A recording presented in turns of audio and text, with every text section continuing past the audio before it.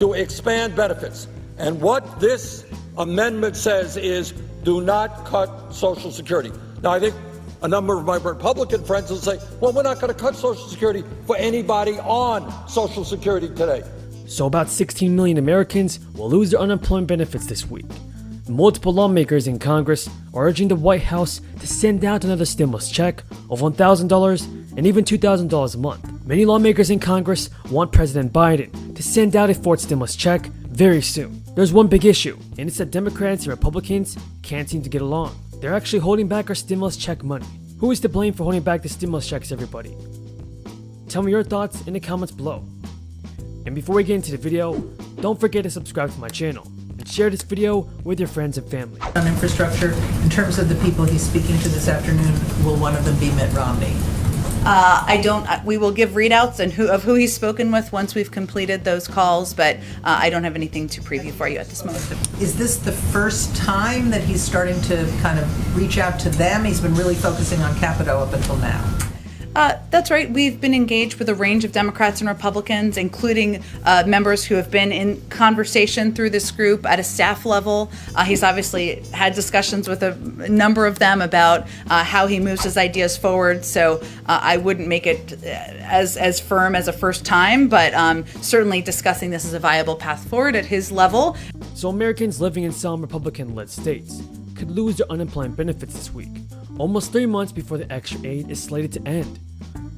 At least 25 states led by Republican governors decided in May and June to prematurely drop out of several relief programs, including those that provide an extra $300 a week on top of regular state unemployment benefits and expanded eligibility for jobless aid. The supplemental benefits are not poised to expire until September 6th. Alaska, Iowa, and even Missouri will be the first to opt out of this, and this ends the crisis-era programs for out-of-work Americans on June 12th. The other states that are terminating benefits early include states like Georgia, Florida, and Texas. Now folks, those states will stop giving unemployed workers an extra $300 in benefits sometime over the summer.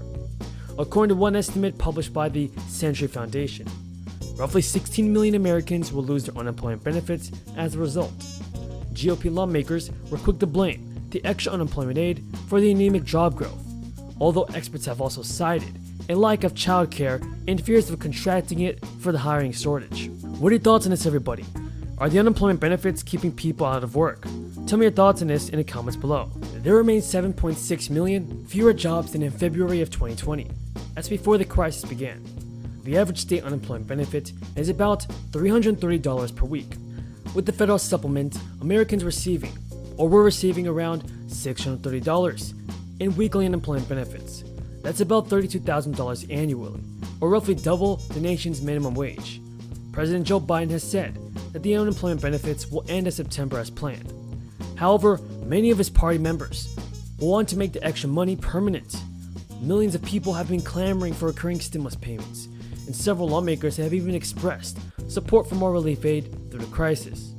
President Biden's American Families Plan and the American Jobs Plan will definitely provide so many Americans with financial relief.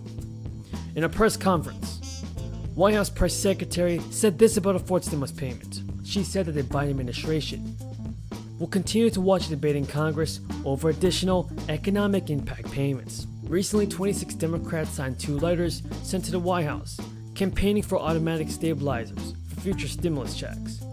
If Congress approves this means automatic payments that are deposited into the bank accounts of millions of Americans. According to Newsweek, the White House does support automatic stabilizers for unemployment. Many lawmakers are hopeful if it's included in the Biden administration's upcoming American Families Plan. As put in the White House's statement, the upcoming bill is to grow the middle class, expand the benefits of economic growth to all Americans, and leave the U.S. more competitive. The White House is also proposing the American Families Plan that will add at least 4 years of free education, provide direct support to children and families, and extend tax cuts for families with children and American workers. On July 15th, the IRS will start issuing payments to more than 36 million people who are eligible for the expanded child tax credit.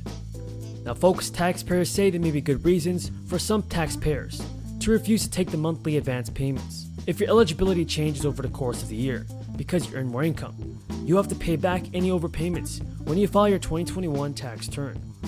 And that could hold true for millions of people who are unemployed because of the crisis, or for people who got new jobs with higher income. The IRS said last week that it just sent over 2.8 million refunds to Americans who paid too much tax on their unemployment. If you qualify for money back, you will receive the refund, either in your bank account or if the government doesn't have your bank account information, as a paper check. The funds also may be applied to any taxes or other federal debt that you may owe. The IRS is automatically issuing refunds, so there's nothing you need to do to get it. As always, everybody, I truly appreciate everyone's amazing support. Far exceeding the average of the past 5 decades for spending as a percentage of our total economic output.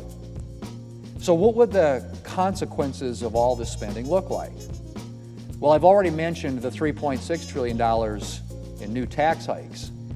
And then there would be the deficits, which would exceed $1.3 trillion every year for the next 10 years. By 2031, the end of the Biden budget window, our debt would be, get ready for this, $39 trillion.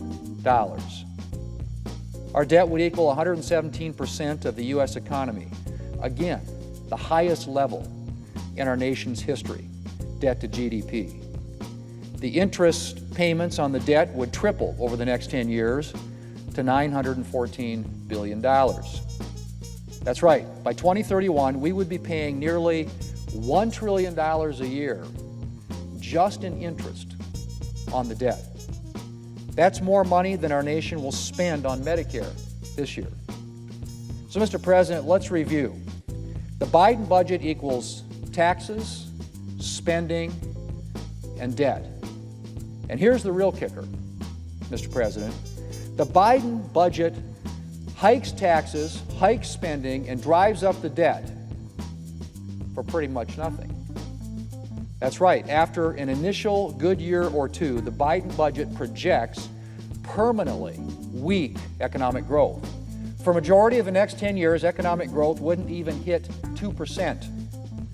All that government spending and debt isn't going to result in prosperity. It's going to result in permanent economic stagnation. And that means permanently diminished opportunities for American families. Fewer jobs, lower wages, weaker career prospects. Mr. President, Democrats like to talk as if government can provide security and salvation. But the truth is, government is not an engine of prosperity.